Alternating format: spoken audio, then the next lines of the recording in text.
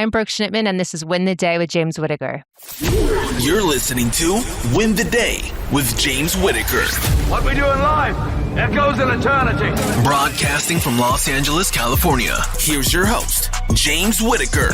Hey winners, welcome back to Win the Day. The quote for this episode comes from Les Brown and says, "Ask for help, not because you are weak, but because you want to remain strong."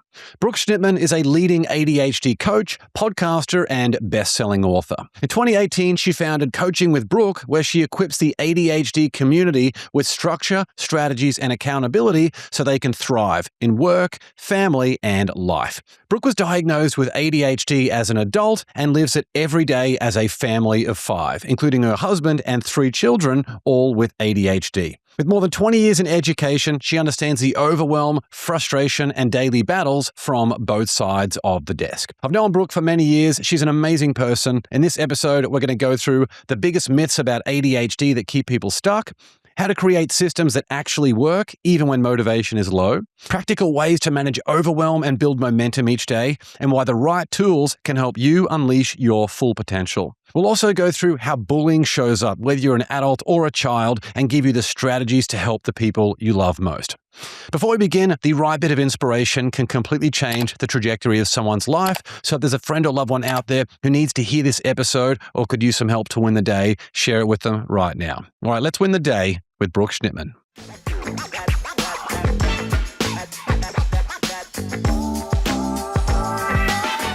Brooke, it is so good to see you. I know this is long overdue. Thank you for coming on the Win the Day podcast. Thank you for having me. It's great to see you, James. You know how much I love all your work you're doing on ADHD and just all the incredible gifts that you share with the world. I feel like there are so many misconceptions about ADHD. So to kick things off, do you want to give us a bit of a definition of what ADHD is and how that actually shows up in someone's daily life? Sure. So ADHD is a neurobiological disorder, and it's something that you are born with. So you have to have it and exhibit symptoms of it for more than 6 months in 2 or more areas of your life. And you have to have like a significant impact on those areas of your life. So there's 9 symptoms. There's 3 different categories. One category is inattention. Another one is impulsive hyperactive, where you used to think of the boy in the classroom who's really active. And then they also have combined, where it's traits of both. So you have to have 6 out of the 9 symptoms that are displayed in each of the categories if you're diagnosed before the age of 17. If you're diagnosed after that, then you have to have 5. But you had to exhibit symptoms of ADHD before the age of 12 to be diagnosed. A lot of people are recognizing that they have ADHD now because they're seeing it more out there on social media. They're recognizing it in their children, and especially adults are learning that, oh, wait a second, they seem like me. If they have it, maybe I have it. So they're going to get checked out, and there's been a huge uptick in the diagnosis since 2020. Yeah, interesting. And I guess a lot of people, there can be a little bit of a stigma attached to things like getting a diagnosis. And I'm someone who, I don't love the idea of labels from a medical perspective when they denote something negative that the person associates with themselves for the rest of their life. But if it's something that can help them get the tools and support that they need to thrive, then that's amazing, right? Because that's all we want to do at the end of the day is help someone to become more of to unleash their potential. When people know that it's ADHD and it's not a matter of willpower or it's not a personality trait, they realize, okay, this is just a function of my ADHD. It's not an excuse, it's an explanation, and now I can do something about it. There's tools out there, there's medication out there, there is a community of people who get me. And it's not that I just can't do better. It's a function of my ADHD. And you're all in on the work that you're doing today. Is there a story of struggle or success from when you were younger that helped put you on the path that you're on today? Yeah, so good question. I swear, I've told this story a lot in the last couple of years, but every time I do, I feel like this weight on my chest. But just to give you some perspective, and ironically, this is my path of where I'm at right now. I'm a lifelong victim of bullying, starting at the age of 8 and really going up until now, but it has been a huge impact on my life from 8 to 35. And I also have 20 years of experience with individuals with ADHD while exploring the concept of bullying and ADHD. So I was wondering, As I have been coaching thousands of clients who are struggling with rejection sensitivity and emotional dysregulation, and I've been sitting with the idea of like, is this just me? Where bullying of childhood moves into adulthood almost seamlessly, but takes a different form. So I looked out there, looked for research specifically for adults with ADHD, and there was nothing out there, only for children. What I saw with children is that children are doubly impacted with a diagnosis of ADHD, of course. So they are impacted 47%, where the general population is half of that. Okay. And then the general population, which is usually about 20% of people who are impacted, go down to a 10% impact in adulthood. But I didn't see anything for adults with ADHD. So I did a survey, and what I found out was that 161 people that I surveyed who were 18 and older, 89% of them were bullied as children, and 93% of them, that was because of their ADHD symptoms. And then 83% of people who took the survey were bullied as adults. And 70% of people who took the survey were bullied both as children and adults. Yeah, so interesting, right? What does bullying look like for an adult? Yeah. So like the childhood definition is out there a lot. So what does bullying look like for an adult? Well, the definition is a repeated targeted behavior rooted in a power imbalance that causes harm, even when it's subtle or socially acceptable. So for adults with ADHD, you very often see in the workplace, in relationships, with their spouses, or even their parents. People who didn't know they had ADHD or weren't getting treatment from ADHD-informed therapists or coaches just thought it was part of who they were. It was a systemic thing. But they didn't realize that it had to do with some of their ADHD traits. They also didn't realize that it was, in fact, bullying as an adult. Pretty interesting, right? Absolutely. So then if there's high rates of bullying across the lifespan, like what is driving that? Common traits of how ADHD impact is emotional sensitivity, rejection sensitivity, impulsivity, or talking too much, time blindness where they don't see the passing of time, disorganization, difficulty reading social or power dynamics. So maybe thinking someone's your friend, but they're not, making fun of you behind your back, being perceived as too much or too lazy or unprofessional. Respondents who were taking this survey were actually targeted not for who they were at the core, but for how their ADHD was misunderstood by the other person. So some of those things that you said there, if someone is running a meeting or an organization, if they have someone who isn't picking up on social cues, is talking too much, like these seem like they could be legitimate things for an employer or for a manager to be concerned with. How can someone develop more of the awareness to see if they're doing something that perhaps they should reel in a little bit to make sure that the team can, everyone can function in a bit more harmony? Yeah. So if they're seeing that there's like this reactive or impulsive behavior, or attempts to fit in or protect themselves, like misunderstanding of social norms, remorse, insight, what they can do, first of all, is understand who the person is. And the only way to understand who someone is by asking them, and hopefully that the person understands themselves too, right? What are the ways that you work best? How can I support you? Where are your strengths? Where are your weaknesses? Hopefully you're finding out some of these things when they first start too. Where do you thrive? Get to know the whole person. Having that psychological safety is so important, because then the person feels like they can thrive knowing that there's trust. With an ADHD, if they trust someone, they see opportunity, they believe in the association, they have accountability, they can thrive, they can be CEOs, they can be on the C-suite, right? But they need to feel supported. They need to feel that belief and that opportunity and that excitement. On the flip side, is there something that an employer should never say to someone on their team who has ADHD? Yeah, of course. You're lazy, you're too much.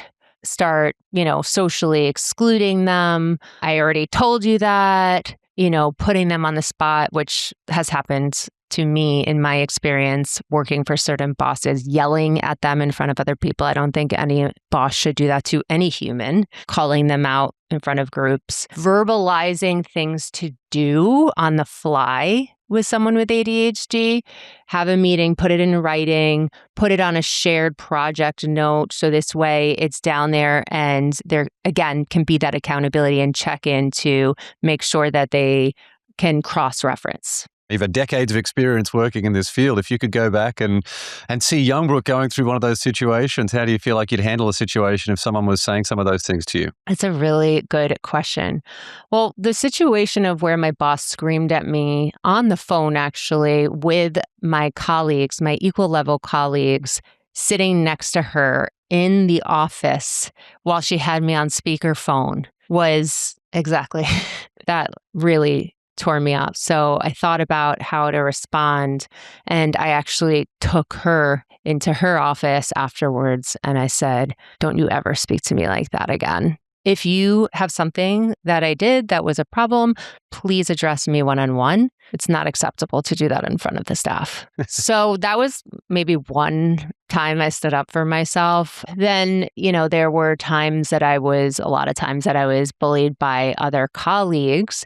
And again, in that moment, it was more so related to my undiagnosed ADHD. Oh, they got brooked, like blah, blah, or oh, ha, ha, ha, that kind of thing. I probably would have backed away from those people fast enough and not tried to people please in a situation. Like one of them was my co-teacher, right? And she started bullying me because I wanted a different placement. When that continued to happen to try to keep the peace for the 2+ years we had to stay together after that, I was pleasing where I didn't need to, right? Just do my job.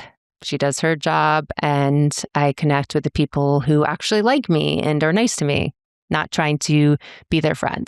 Yeah, leaning into that positive energy and that network is so important. I mean, something we're talking to our kids about, when they're in the schoolyard, it's great advice. It's very difficult when there's that power dynamic. But there's a Marcus Aurelius quote where he talks about don't attribute to malice what could be attributed to ignorance. So some of the people that are saying those things to you, I'm sure there would be some cases where the person was perhaps not trying to be a bully. They were just completely unaware or ignorant about, the awareness of who it was that they were talking to and perhaps the journey that you had been on. Is that a fair call?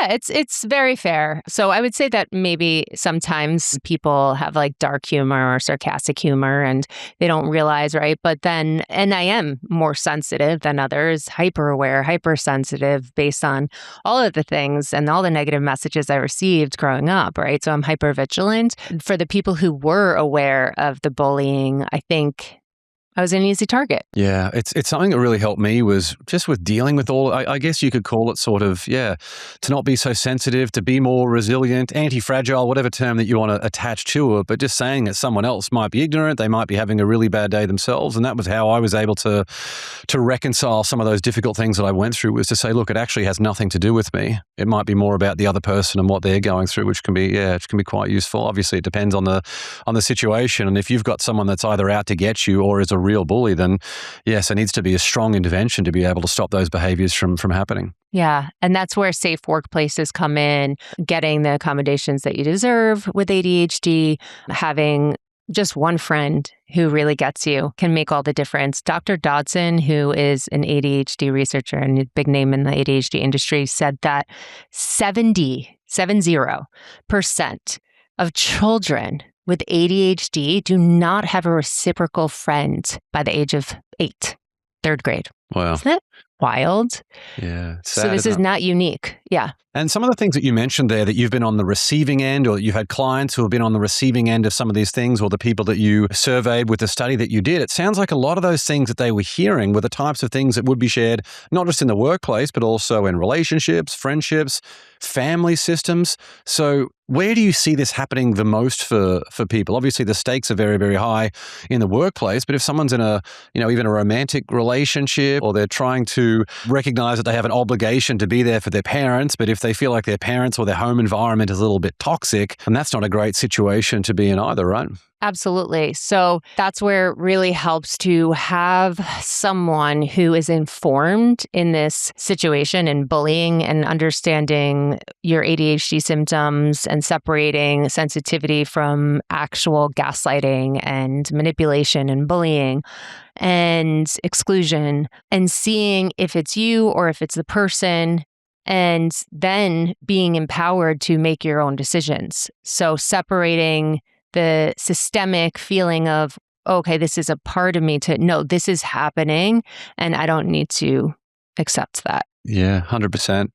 And I know you're big on giving value and practical steps. Is there anything outside that what we've spoken about that someone should do as the very first thing that they can do to stop the bullying cycle and be able to protect their energy? Yeah. Well, first is you have to become aware of what is going on. So how do you know that you're being bullied? Right? How do you know that this is a symptom of your ADHD?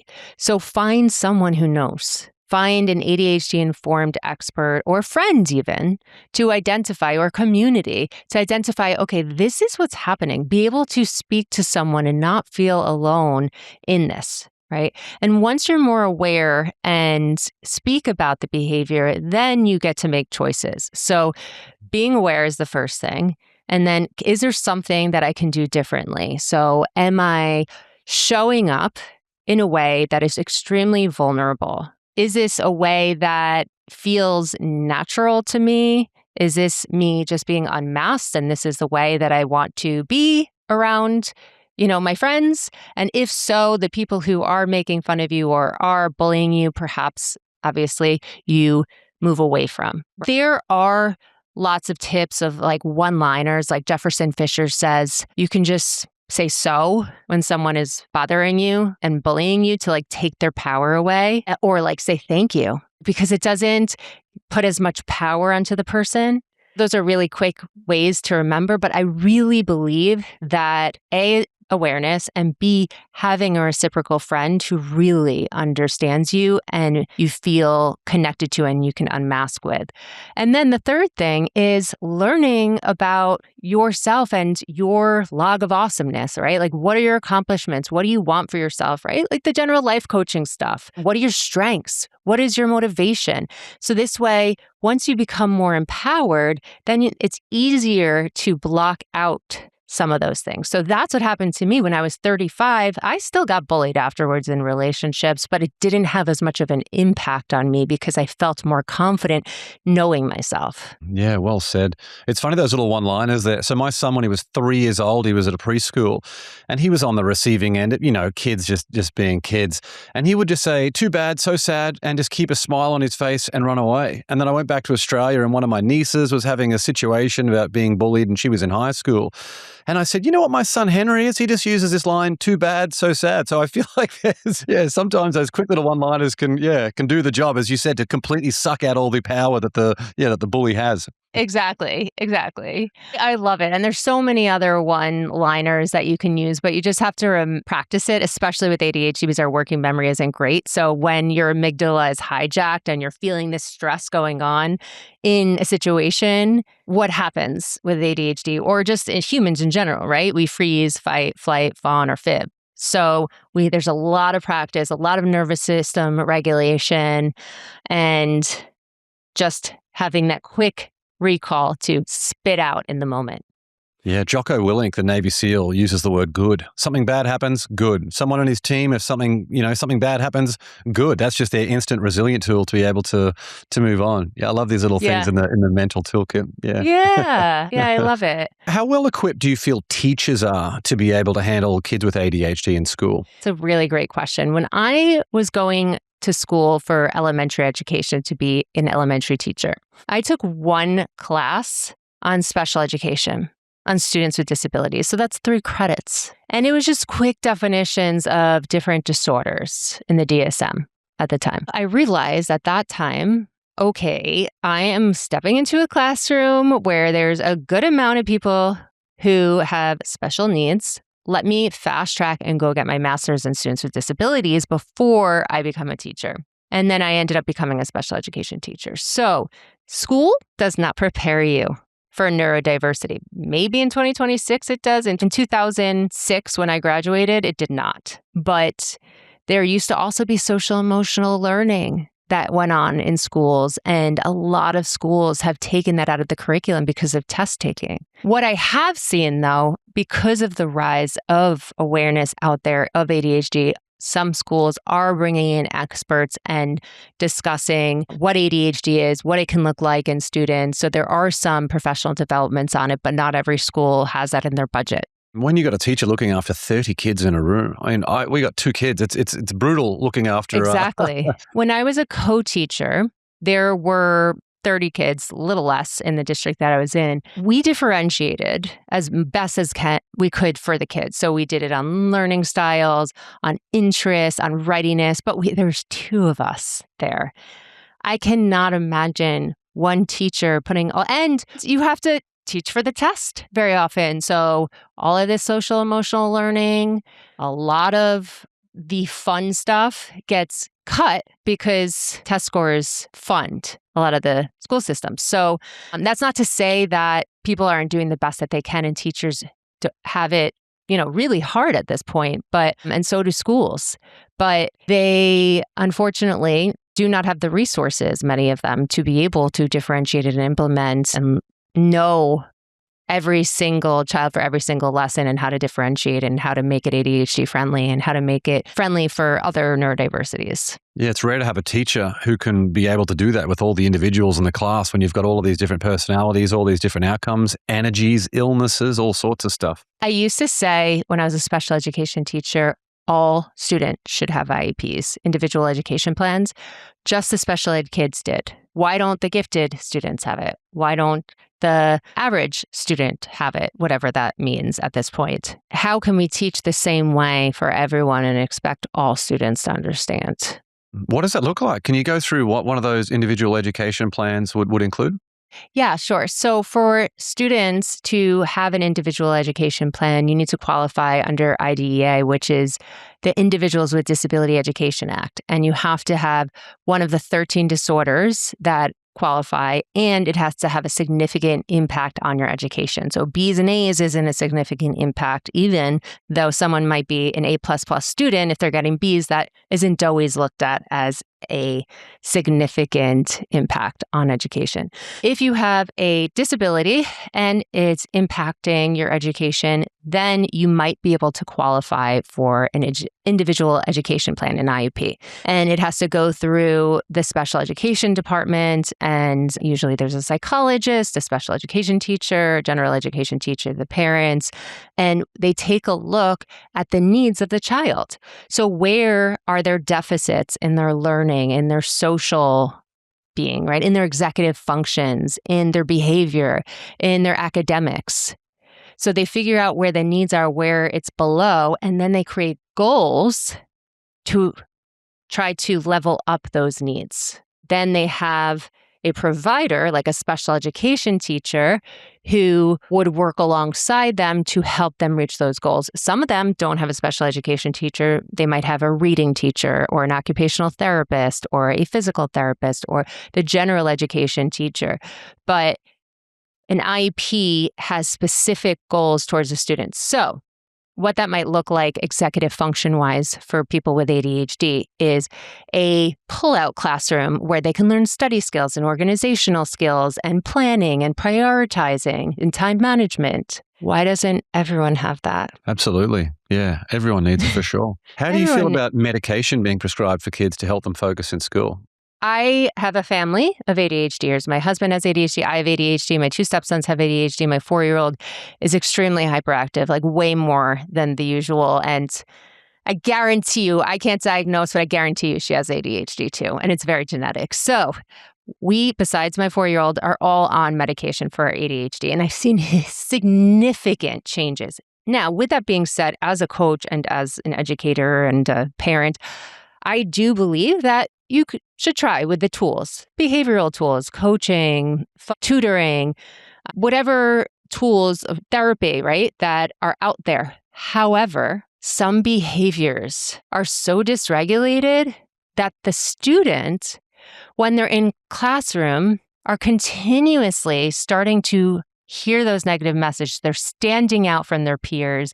They're being yelled at by the teachers. They can't control themselves, right? Even though they want to be able to. It's not that they're trying to misbehave. So I've seen amazing things happen when the right medication is implemented, even to a young child as young as 6. Again, I'm not saying that that should be your first go-to, but if you've tried everything else and the behaviors are still there and it's having that negative impact on their self-esteem and their class and they're being labeled, you might want to consider talking to your doctor about that as an option. Yeah, weighing up the pros and cons with a medical professional who can diagnose and look at the individual. Yeah, I think is really interesting.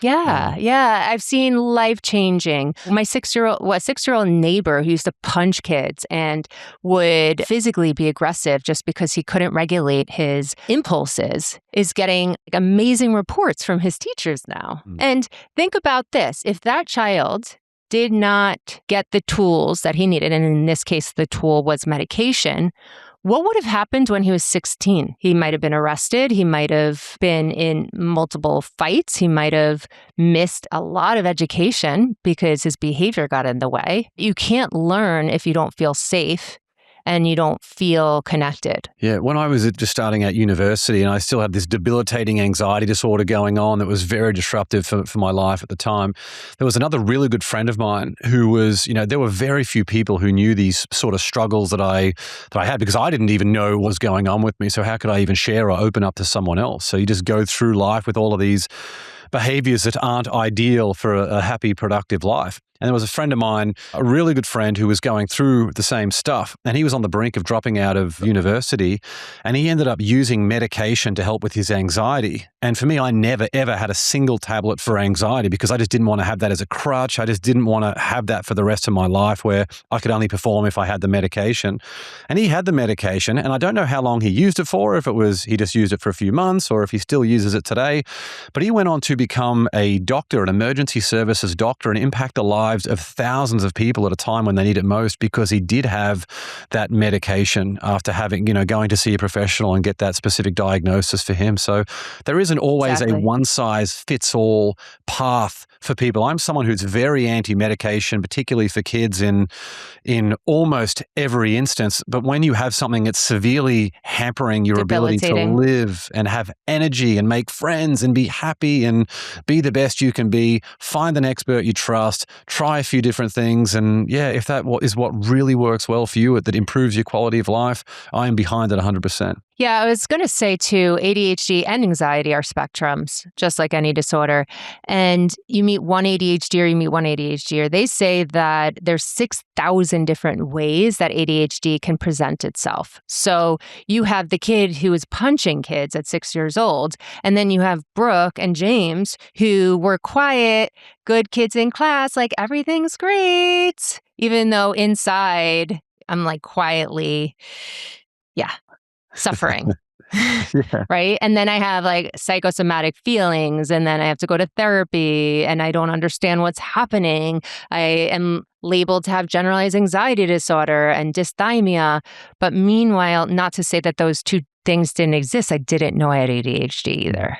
It's interesting the role of the bully in these things that we have spoken about. I was actually reading something the other day, I think it was on Reddit, but it was talking about for someone who bullied someone when you were young, have you tried reaching out to that person lately? And I feel like that's a really interesting question, that sometimes we have these actions that we've taken when we were young that we're certainly not proud of, that we can carry shame even more so than what the victim, the person that you were bullying, was back in the day. 100%. Yeah. Did the study that you do find out anything interesting from the bully's perspective? Yes. So what the study did find out is that the people who were hurt obviously hurt others, right? For adults with ADHD who were bullied, 17% went on and became the bully as well. And in other studies that I read, it was pretty consistent. 16% for children became the bully. As far as making amends it's something that I've thought about too. There were two people that I can think of that I bullied.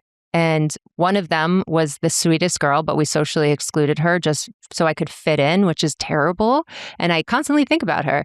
And another girl was a girl that bullied me. So I threw water on her head afterwards at the last day of camp. And I was like, I felt so good in the moment as a teenager doing that, right? But I think about it. And then ironically, I happened to meet up with that girl later in life and she bullied me again. But as a responsible adult who's 41, almost 42, I do think about that a lot. And with ADHD, there's a lot of shame that you carry, a lot of rejection sensitivity that goes on, that thoughts spiral from years ago where you think you might have offended someone or said something and you just perseverate on it. How would you help someone process those feelings of shame? So I would help them, and this isn't new, but I would help them identify where the thoughts are coming from, where they feel it in their body, what the emotion is associated with the thought, and find out if, it's fact or story, and then help them reframe the thought, help them reframe the action and the story as well. We do something called a dread loop escape plan where with ADHD, because of rejection sensitivity, we constantly are in these dread loops of negative spiraling thoughts. So we find out the conditioning, not just the condition of what happened, but what happened in our childhood, what happened in our past to even associate with this thought that we're having right now. Once we can recognize what has happened in our past to constantly get us to these negative thoughts, it's a little bit easier to switch the flip and change our reticular activating system. We also recommend visioning the person you want to be, the story that you want to create for yourself. But with ADHD too, you have to really believe your new thought and story. I can't say to myself, I'm tall, right? I hate being tall. So I'm going to reprogram my thought and I'm going to be short. I'm going to think that I'm short, right? Like that's unbelievable unless I, God forbid, lost my legs or something, right? You have to make it really believable for someone with ADHD. I'm thinking I'm a terrible person because I bullied this person and I spilt water on her head, right? I could think to myself, no, I wasn't a terrible person. I was hurt. It still doesn't make it okay. I could create a new story. I was surviving. But at the same time, I'm going to take action and reach out to the person and say, I'm sorry I did that. It wasn't my best self. Yeah. It's so nice, isn't it? Like that person, how their day could change. You might help someone else win their day by reaching out. Imagine that, someone from years ago, decades ago even, reaching out just to say, look, I'm so sorry for what I did back in the day. There's a chance for a friendship. Like I often think about this idea that you think about all the growth that you've had in your own personal life in the last 5 years, 10 years, 20 years, yet we have memories of someone else from 20 years ago and we imagine them exactly as they were without having a similar growth trajectory than we have. Now, yes, there are some people out there who haven't, who are just, a leopard doesn't always change its spots, but Changes spots, yeah, I certainly, right. I know many people out there who have had a growth trajectory, and just because you haven't spoken to that person, you can't deny them the opportunity that they may have done that, and also don't underestimate your own ability to do good in the present. Yeah, I had two co-teachers that I worked with. One of them, the one who did bully me, I actually called and left a voice message on her phone in 2018, and I never heard back from her. And that hurt. But when you make amends, when you apologize for whatever it is, right? You don't always get a response, but sometimes we have to just be okay with not getting a response as a response to and doing our part. We'll be back with the show shortly. I've got a quick question for you. Are you living up to your potential? It's a question that shapes your family, your business, and your overall happiness every single day. That's why I'm excited to introduce the Win the Day quiz. Head over to winthedayquiz.com right now, answer a few thought-provoking questions, and you'll instantly discover how well you're performing relative to your true potential. And here's the exciting part for our Win the Day family. As a fan of the show, you'll receive a personalized and absolutely free action plan to help you win the day every day. Now, just imagine how transformational the results will be when you consistently show up as the best version of yourself in every aspect of your life. Don't miss out. Take the Win the Day quiz now by visiting winthedayquiz.com or click the link in the show notes. All right, let's get back to the show. I wanted to just share also the script that I use very often with uncomfortable conversations. And this is something that is so hard for everyone, hence the word uncomfortable or difficult conversations. But when you do feel supported and you feel like you have the right group of people and you are empowered because you really know yourself and you're showing up yourself and you're building and maintaining momentum in a way that serves your ADHD and not against your ADHD, then you could start having those challenging conversations that probably would be really hard if you didn't know yourself. So if it's okay with you, I'll just share a script that I share with my clients, and you can always put it into ChatGPT or any AI platform and make it work for a conversation that you want to have with someone who you've been avoiding. All right, you ready for this? Let's go. Okay. So in my coaching program, like one of the last lessons, I have them do a challenge. And one of the challenges is a difficult conversation or a bold request. And with ADHD, since we spoke about like years of shame, feelings of RSD, it's one of the most confidence building and empowering skills we can develop. So the first thing that you would need to figure out is the script. And then we have a plan after the script to actually have the conversation with regulating your ADHD. So step one, you want to think about the main reason you're avoiding the conversation. So you want to make this the starter. I made up this example with my husband. I know this sounds like a silly conversation, so bear with me.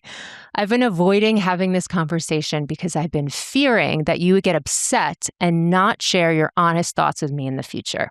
Second thing, you want to seek to understand, not push our agenda and force them to understand. So the other day you came home and I had dinner ready. You saw it and said, I thought we were having Italian tonight. 3, you want to discuss the impact of not understanding. So you don't want to force the other person to change their ways or change their communication, right? We want to use I statements here. My first thought was that you didn't appreciate the work I put into making Mexican food, but then I gave it more thought. Perhaps I took it the wrong way. So you're falling on the sword on this one, right? Like our friend Chris Voss says. And then the fourth thing is you want to work together to problem solve and create a solution. So can you help me understand? I really want to understand what you meant by that. And then you listen, right?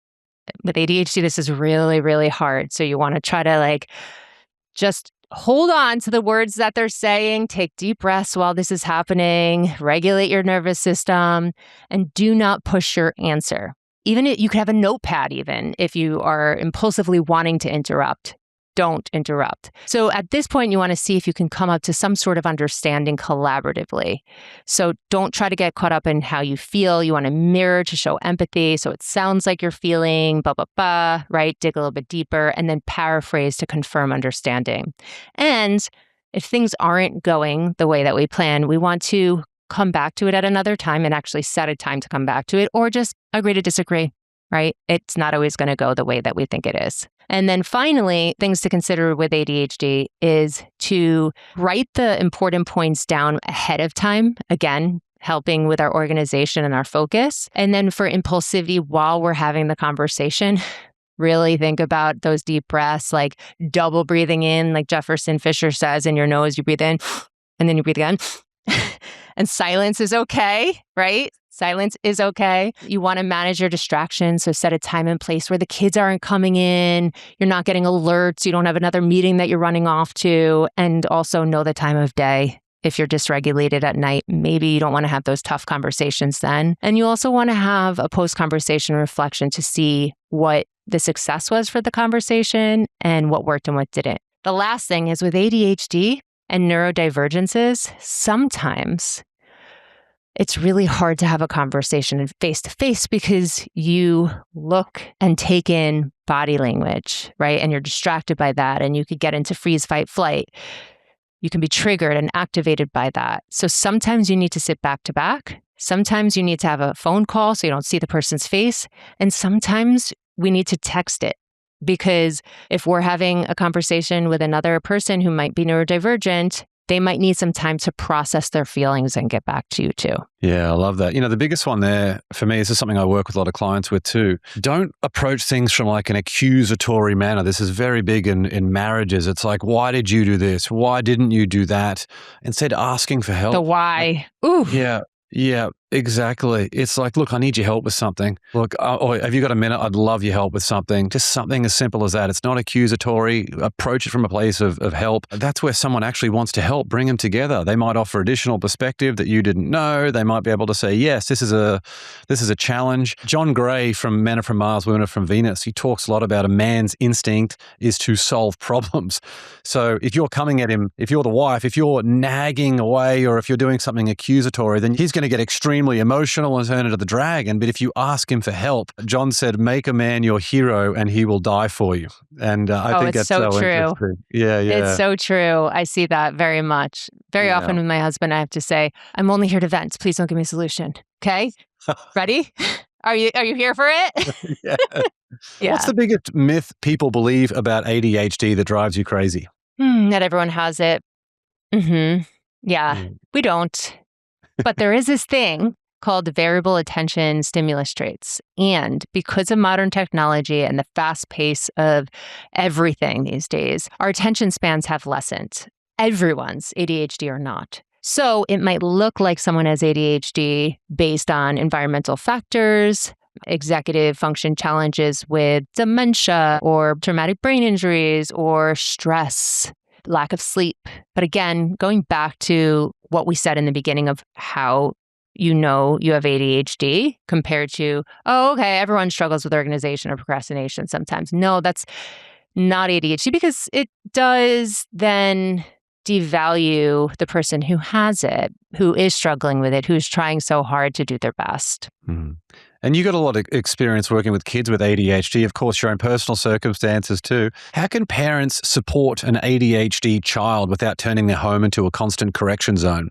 One of the biggest things is, and I struggle with this too, I'm guilty as charged, especially as a stay-at parent, so I am not perfect here, okay, is to put happy pictures around your house of your children, because it will help your brain remember happy moments instead of always looking for the negative. We tend to overcorrect with ADHD, and they already hear 20,000 more negative messages before the age of 10. They already feel like they suck. For every negative message, we need 8 positive messages. So try. I know it can be hard in a lot of moments, but to point out the good wherever you see it and be really specific with it.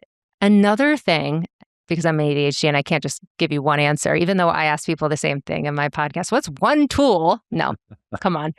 Co-regulate with them. Learn how to co-regulate with them rather than jumping in and solving their problems like we were just talking about with marriages. Acknowledge their feelings. Yeah, that sucks. You don't have to agree with them deep down, but help them co-regulate, do the deep breathing, do the pushing up against the wall or going for a walk or whatever it is.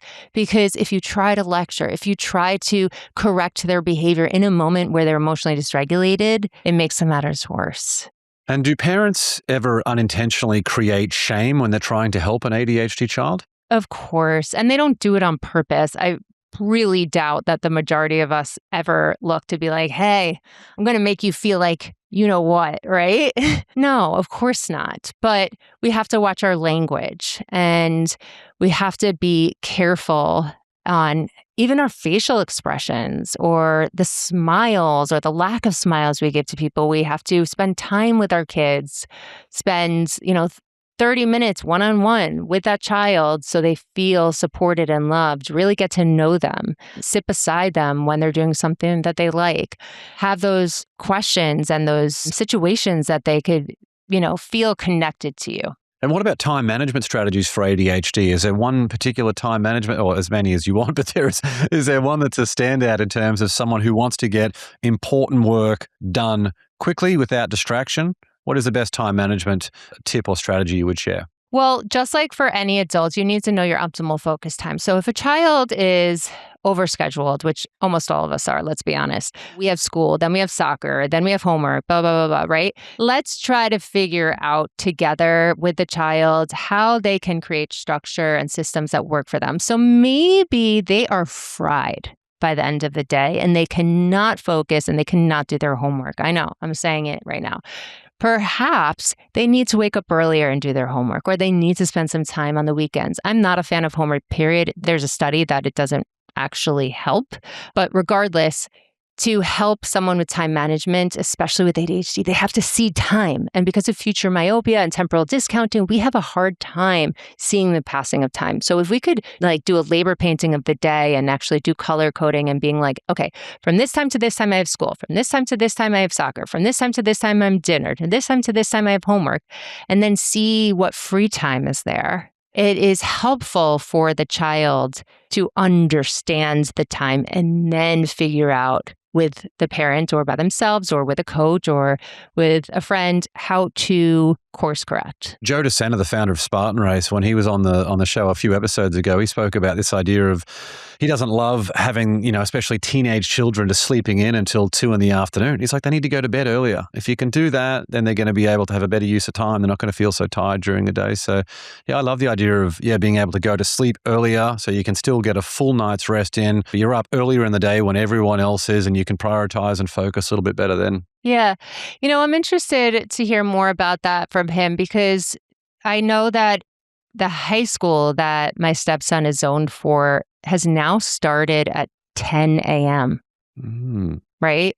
So they are changing the clocks for high school kids because they know that they do require sleeping in a little bit longer. However, I know Donald Miller talks about in his book that usually the brain is more active in the morning and then it slows down the optimal brain power by like 2 p.m. I don't know if that's where Joe's thinking was, but I'm curious to see what he means by that. Yeah, Joe was talking more about if you want to function with regular society, the time that people go to work. Regular society. Exactly. And of course, kids too. Like if your school starts, you got to be there at 8 o'clock.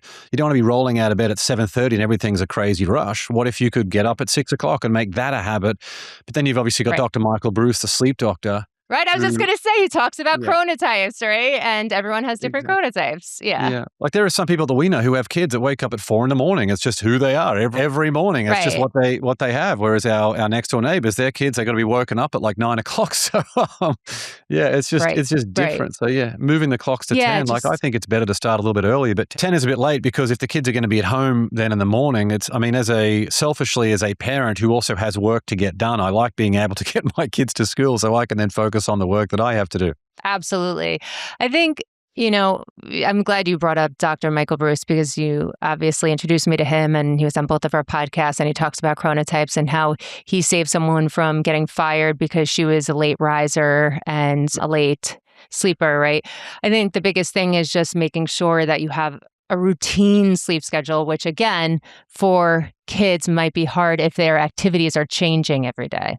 Absolutely. I mean, if you've got a kid that's doing extracurricular sport or, they got to get the homework in, it's tough, right? Like it really is. We also want our kids to have an opportunity to relax, to be present with the family, but you get a stressed parent at the end of the day, you get a stressed kid at the end of the day, and sometimes that can be the perfect storm for, a lot of stress and effort. One other thing you mentioned, what is another tip for parents? Regulate yourself before talking to your kids, right? We're stressed out, especially with neurodivergent children. We're comparing ourselves to the neighbor across the street with a neurotypical child. Why isn't my kid like this? Why isn't my 6-year-old like my 10-year-old, right? That's happening. It's natural human nature, but try to regulate yourself before talking to your children.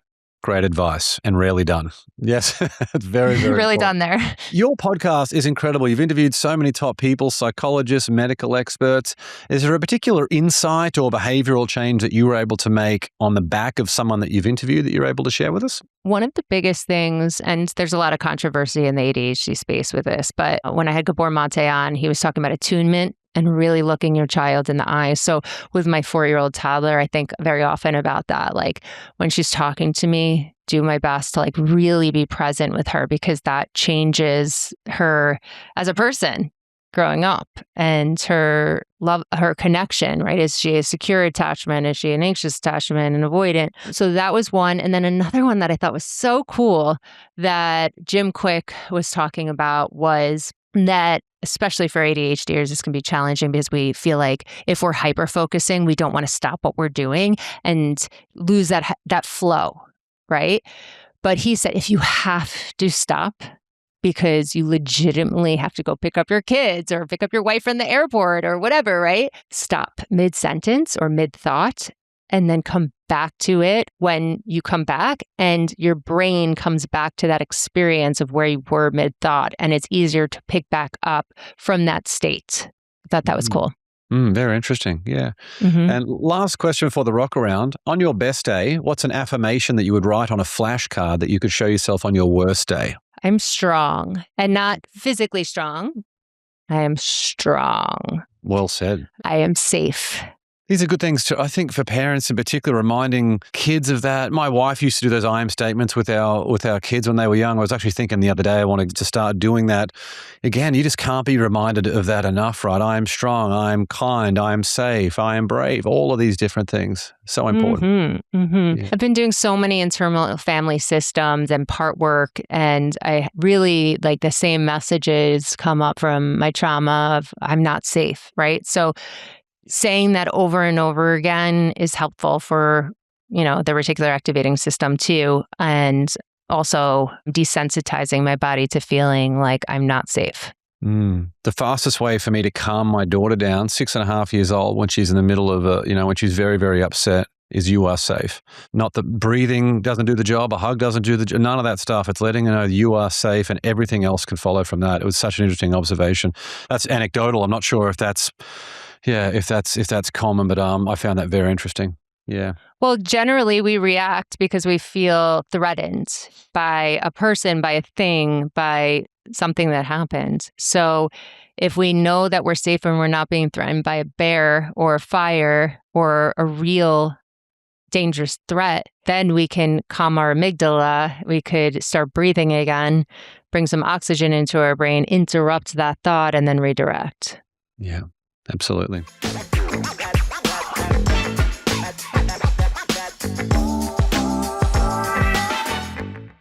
Well, let's now move into the Win the Day Rocket Round. 10 questions for some quick answers. You up for this one, Brooke? I guess. Why not? I love questions I don't prepare for. Let's do it. Number 1, what quote inspires you the most? Hold on. Let me overthink this. Yeah. Number 2, morning coffee or evening wine? Morning coffee. Number 3, what's one bit of advice you would give your 18-year-old self? You are safe. Number 4, what book do you gift the most or that contributed most to the mindset you have today? Limitless by Jim Quick. Well, obviously in the last 2 years, I've been gifting my book the most, but before that, it was his. Number 5, was there a vulnerability you once hid within that became your superpower? Sensitivity. Being overly sensitive to other people. Now it's my superpower. Number 6, what's one thing you've learned about failure? You can't be successful without it. Number 7, if you could sit on a park bench and have a conversation with someone alive or dead, who would it be? Ooh, this is a good question. And actually, I've been recently asked this on a card game. I'm afraid to give you the answer. Can we go on to the next question? Come on. Can I tease it out of you? If not, it's all good. I won't force you. Can we come back to it at the end? Yeah, we'll come back to it. Okay. Number 8, what tool or resource best helps you run your life or your business? Okay, this is very cliche, but I promise you it works. My passion planner. I've been using this for 6 years, and I just write down my appointments. I write down my to-dos in my calendar, and it calms my anxiety every week. And yes, I've been doing it consistently for 6 years with ADHD. Number 9, share one thing on your bucket list. Is this going to sound so cheesy? I don't have a bucket list.